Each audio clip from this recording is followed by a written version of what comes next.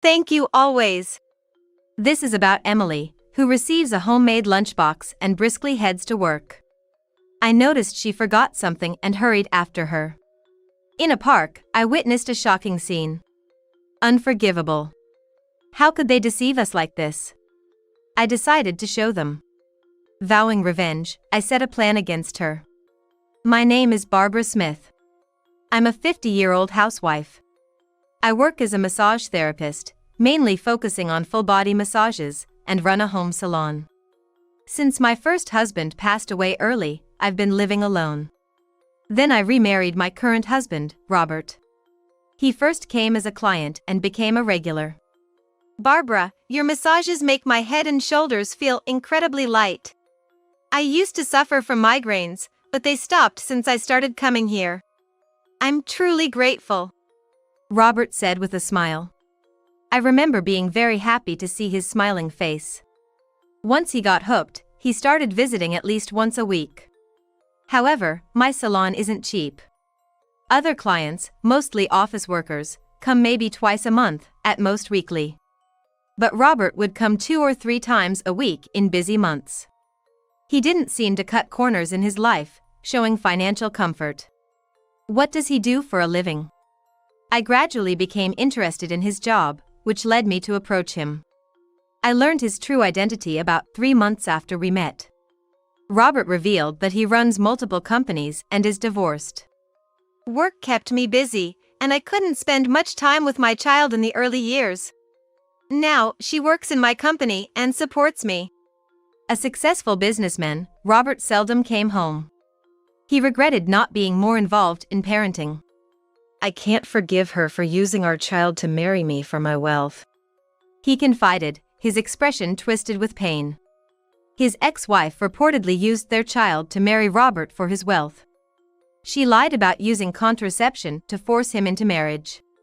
Once married, she left all childcare and housework to nannies and partied every night. Tired of her, he divorced and now lives with his daughter. His daughter's name is Emily. She's 25 and works as an office worker in Robert's company. As Robert and I became closer, I often dined with Emily. Her cheerful and bright personality always comforted me, and she loved the food I cooked. Barbara, your cooking is really delicious. I love it. Over time, Emily started saying such things to me. Encouraged by her words, I started improving my cooking skills. Soon after, my relationship with Robert deepened, and we began discussing marriage. Surprisingly, it was Emily who first brought up the idea of our marriage. Aren't you and Dad gonna get married? I'd be so happy if you became my stepmom. Robert and I hadn't ruled out marriage, but I was worried Emily still had scars from her mom's actions. Knowing their painful past, I couldn't bring myself to propose to Robert. I thought I'd be happy just as we were, without marriage. But then Emily said that. And I was overwhelmed with happiness. I was so moved I cried right there, and Emily, seeing this, gave me a troubled smile and hugged me. What we didn't notice was the sly smile she hid at that moment. With Emily's encouragement, Robert and I decided to get married. After marrying Robert, I realized his work was busier than I thought. He was often away more than half the week. His visits to our home salon were his only time at home. So, I spent most weeks just with Emily. Now that we were a family, I was determined to build a relationship with her, even when Robert wasn't around. But Emily was busy with work and her life, rarely at home. It's kinda lonely. The housemaids lessened the daytime loneliness. But nights were different. They usually left by 5 p.m., leaving me alone in our huge house. Rarely did Emily or Robert join me for dinner. Emily has felt lonely because of me, so I'm happy you, Barbara, came to our home, Robert often said before we got married. He was worried about leaving Emily alone at night. Our condo has a concierge, so safety wasn't a big concern. But still, it's natural to worry about leaving a young woman alone at home. Determined not to let her feel lonely again, I married Robert, but Emily is an adult now. She's successfully navigating life as a working professional. Lost in these thoughts while eating, I heard the front door open. I'm home. When I went to check, I saw Emily, looking exhausted, returning home. Welcome back. You're late. Tough day at work? Your bath is ready. Thanks always. I've been busy with a project. If it goes well, I might get a promotion.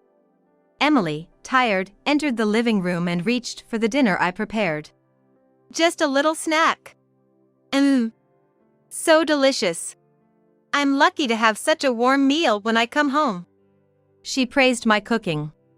I always wanted to cook, no matter how busy, asking the housemaids to let me do it. It was the only way I could connect with Emily. I'll leave your lunchbox in the kitchen.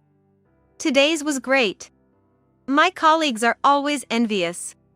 Her face always comforted me, making me think she was genuinely happy, unaware of the hidden ugly emotions beneath her smile. The bath's ready. You must be tired, take your time. I spoke gently to Emily, who seemed about to doze off on the sofa after dinner. She sleepily responded and staggered towards the bathroom. Over an hour passed since she started her bath. Worried she might have fallen asleep in the tub, I decided to check on her. Entering the changing room and about to call out to Emily in the bathroom, my eyes landed on her cell phone lying on the washing machine. It was a text. I involuntarily read the message and quickly covered my mouth. Thanks for always coming to see me. Looking forward to the surprise for my birthday next month, Ace Emily. Can't wait. Taking advantage of Emily not replying, I unintentionally read the text aloud and quickly covered my mouth. However, I felt uneasy about what I had just read. It seemed like a thank you text from a boyfriend or someone she's dating. But the way the birthday and surprise were mentioned seemed off. Expecting a surprise, isn't that pressure for a loved one? Ace? And his name is not a normal name. It sounded like a pseudonym used by someone in the night scene. A bad feeling crossed my mind as I wondered what to do. Oops! I fell asleep in the bath. I heard Emily wake up and hurry out of the tub. I quickly turned to the sink, pretending to look for something. Huh? Barbara, what's up? Oh, sorry for disturbing you in the bath. Looks like we're out of hand soap, so I came to get a refill. Although I tried to act calm, my heart was pounding, wondering if Emily noticed I had seen the text. She didn't seem suspicious and just smiled, saying, I see. If that text was indeed from someone in the nightlife business, how was she affording it? Emily works in an administrative role, earning about $3,500 a month. Therefore, it seemed unlikely that she had enough money to frequently visit nightclubs to lavish on men. Yet, the text from that man earlier distinctly mentioned Ace. It seemed unlikely she could afford such expenses on her salary. Around this time, an incident occurred. Robert, who usually couldn't come home often, started returning home 3 times a week. The workload eased a bit, but actually, there's been an embezzlement issue at my company. Shocking, but true. There was an embezzlement scandal at the company where Emily worked. The perpetrator hadn't been identified, but the stolen amount was in the hundreds of thousands of dollars. Rumor had it, someone in accounting was responsible. This news made me more anxious about Emily. Since Robert began coming home more, Emily also spent more time at home. Don't overwork yourself, Dad. The most important thing is that the culprit gets caught. Emily is seen as the top candidate for promotion at the company, Robert had told me. Despite making her feel lonely, she's grown up to be such an accomplished young woman. I'm proud of her as a parent. The thought that such a well-raised daughter could be embezzling company funds and visiting nightclubs, that's unthinkable. There must be some mistake. I'm probably just overthinking it. Yet, the words Ace from that man's email linger in my mind and won't go away. With the amount of embezzlement in the hundreds of thousands, it's possible to lavish plenty on a man and indeed become an ace. But would someone really send such a text to a significant other? Should I talk to Robert about this? My mind is a mess, and several days have passed. On my day off, while I was making Emily's lunch, our housemaid, who has been with us for nearly 20 years and is trusted by both Emily and Robert, noticed my worried look and approached me. "Ma'am, are you okay? You look pale. I can take over the preparations for today if you need." This woman has been our housemaid for nearly 20 years and is trusted by both Emily and Robert. She's quick-witted, calm, and makes swift judgments, truly a sharp-minded person. She might have some advice for me. After Emily and Robert had left, I approached her to discuss my concerns. She willingly agreed, and after they had gone, we sat in the living room, and I shared the events of the past few days and my thoughts with her. Actually, I too thought Miss Emily's behavior was odd. She started suspecting something was amiss about 6 months ago. Emily dislikes alcohol and smoking, while Robert is fond of both. However, due to Emily's strong aversion, Robert stopped smoking at home and has been living a smoke-free lifestyle at home for about 10 years. But, about 6 months ago, I occasionally started noticing the smell of smoke on Miss Emily's clothes. Of course, there were guesses like work-related socializing or a boyfriend who smokes, so it didn't seem odd at first. But then, one night, after finishing her work, the housemaid was walking through a bar district, having been invited out by a friend. They decided to treat themselves at a slightly expensive sushi restaurant. That's when I saw her. Miss Emily entered the restaurant, closely linked arm-in-arm with a flashy, flamboyant man. The restaurant was high-end, often refusing first-time visitors. Seeing such a couple, who looked like the epitome of a foolish pair, the housemaid was taken aback.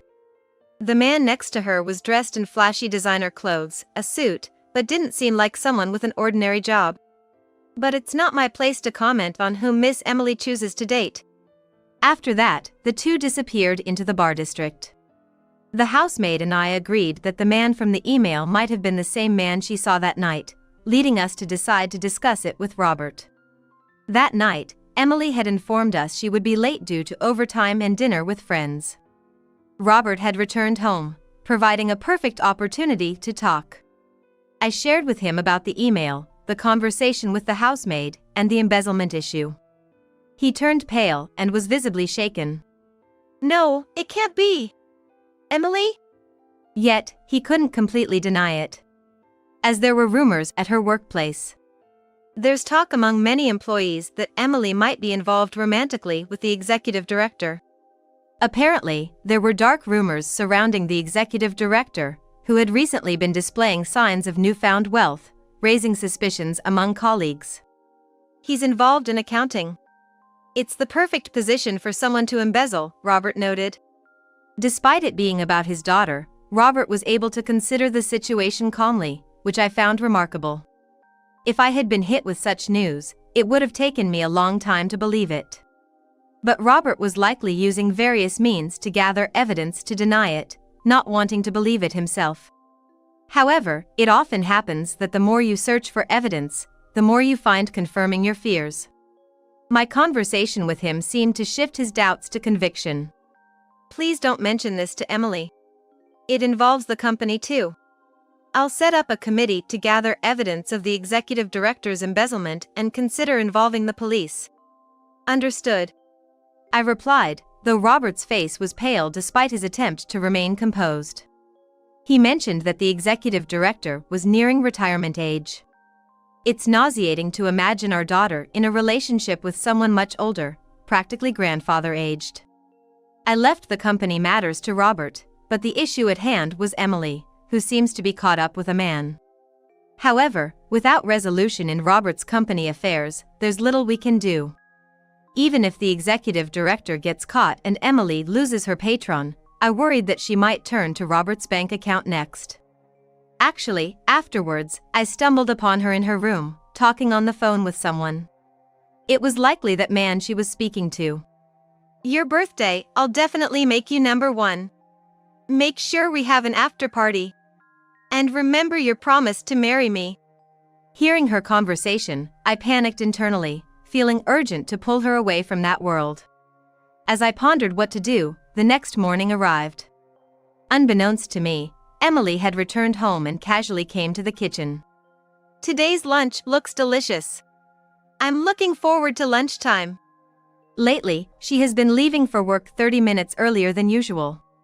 Apparently, because the project she's working on is nearing completion. Don't push yourself too hard, I said, pain in my heart.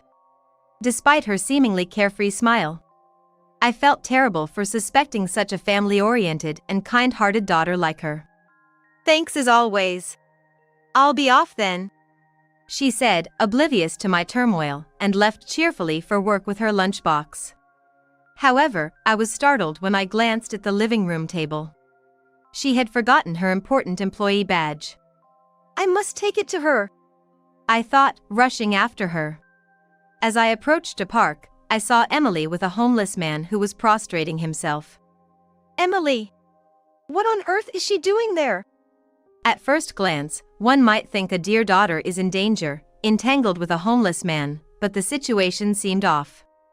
The man was tearfully rubbing his head on the ground, reaching out to her as if begging for alms. Emily, on the other hand, was taking out her lunchbox, with a sinister smile, looking down on the man. Not understanding the situation, I decided to watch from the shadows. Please, I'm begging you. Just the usual. You're disgusting, really vile. Go on, say it like you always do. You want a handout, don't you? Merciful Miss Emily, please bestow your charity on this filthy old man. The sight of the man crying, shaking, yet unable to live without begging, pained my heart. But even more astonishing were the words coming from Emily's mouth. I had never heard her speak so arrogantly to me, Robert, or anyone else. It was shocking.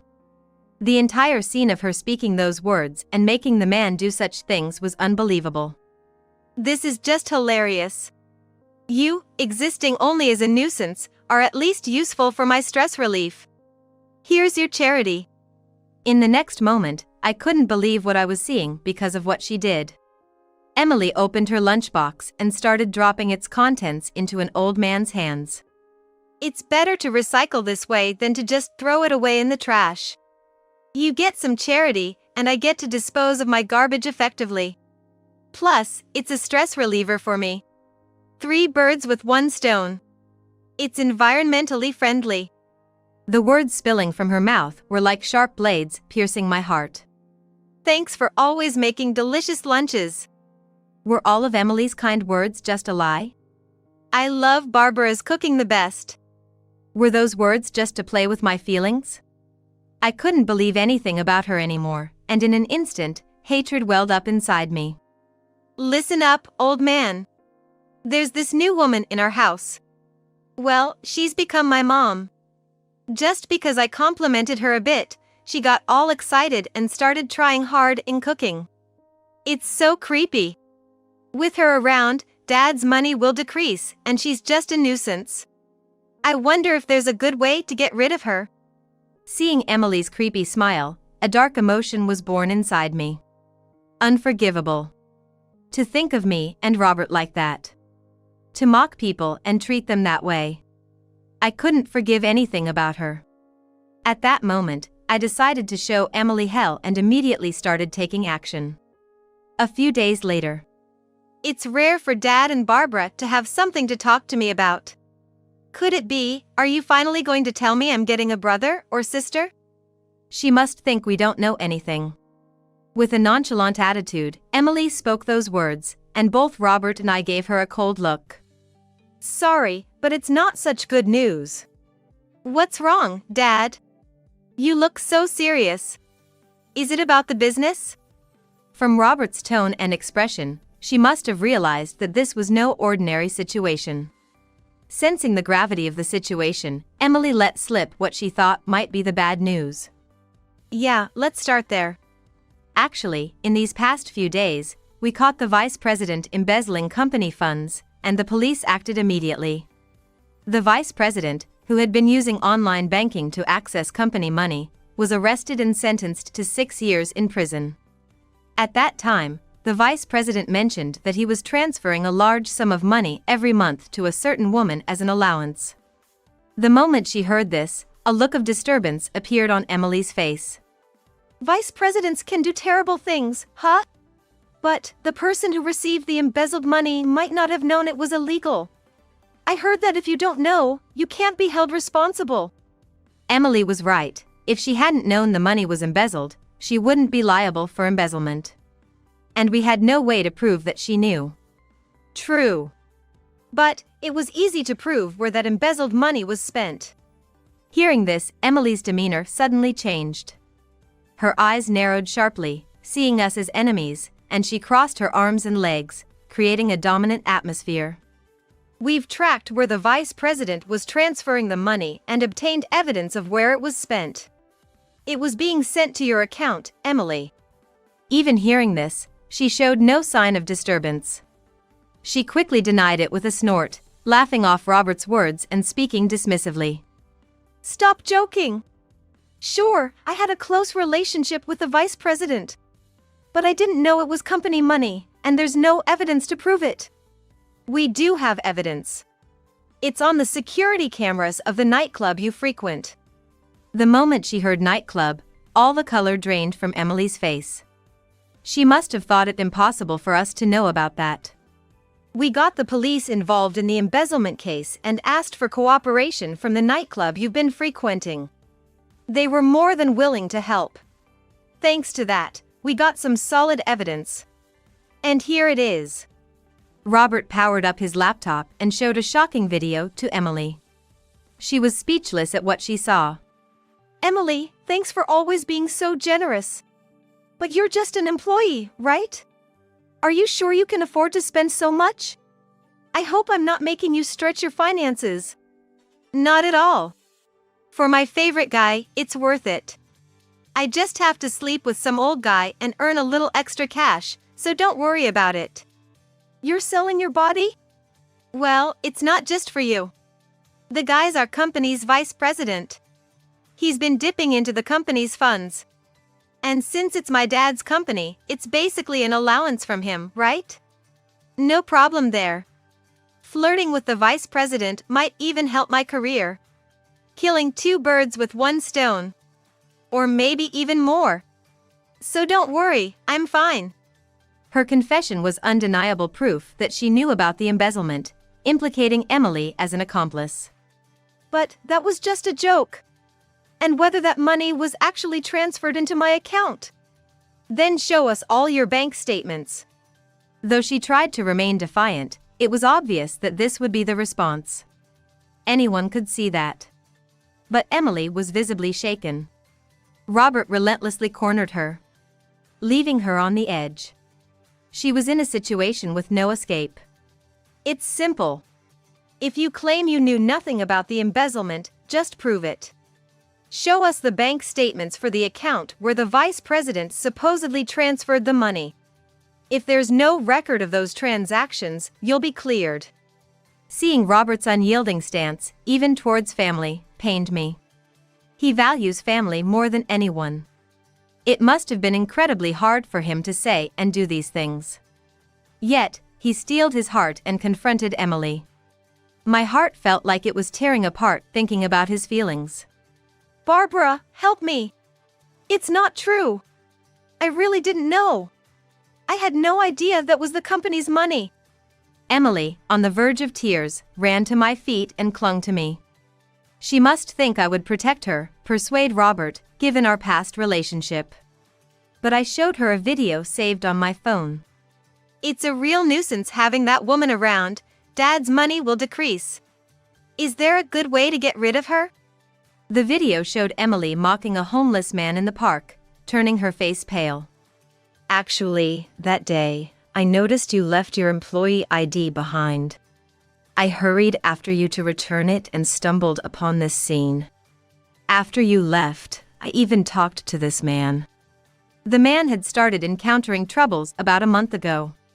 He told me about seeing Emily throwing away her lunch in the park and speaking to her. His legs were bad, and after being laid off, he ended up homeless, living in this park. He was about to die of hunger when he first met her and had since been keeping her in good spirits to receive lunches. I couldn't believe it. My own daughter treating someone so terribly.